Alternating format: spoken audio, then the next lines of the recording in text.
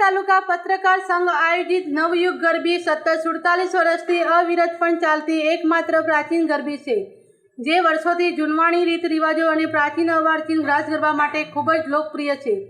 જેમાં પ્રાચીન ગરબામાં સાલાવડ, ઊંચી રબારણ તેમજ કાળી દાંડીનો ડમરો જેવા રાસની નાની બાળાઓ દ્વારા રમવામાં આવે છે.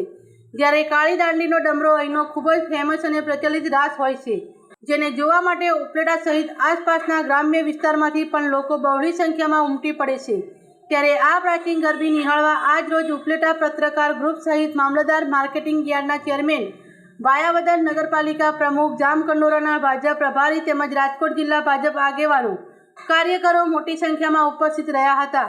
જે તમામ આગેવાનોની ઉપલેટા પત્રકાર સંઘ દ્વારા પરંપરાગત રીતે ઉપરણા ઓઢળી. નમસ્તે, મારું નામ દ્રષ્ટિ ચાવડા છે. હું અહીં કેટલા 5 વર્ષથી રહું છું. હું અહીં નવયુગ ગરબીની બાળા છું. અહીં અર્વાચીન અને પ્રાચીન રાસો રમવામાં આવે છે. અહીં દૂર દૂરથી લોકો અમારા રાસ ગરબા જોવા આવે છે.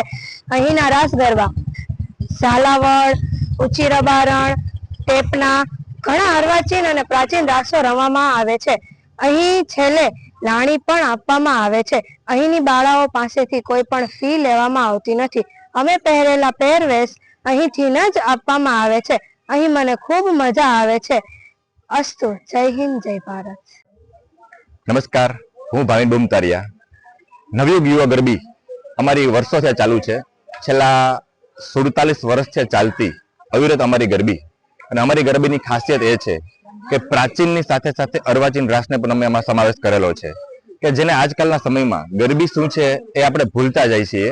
એની બદલે આટલા વર્ષોથી આ એકધારી અવિરત ચાલતી એવી સરસ મજાની ગરબી એટલે અમારી નવયુગ ગરબી મંડળ.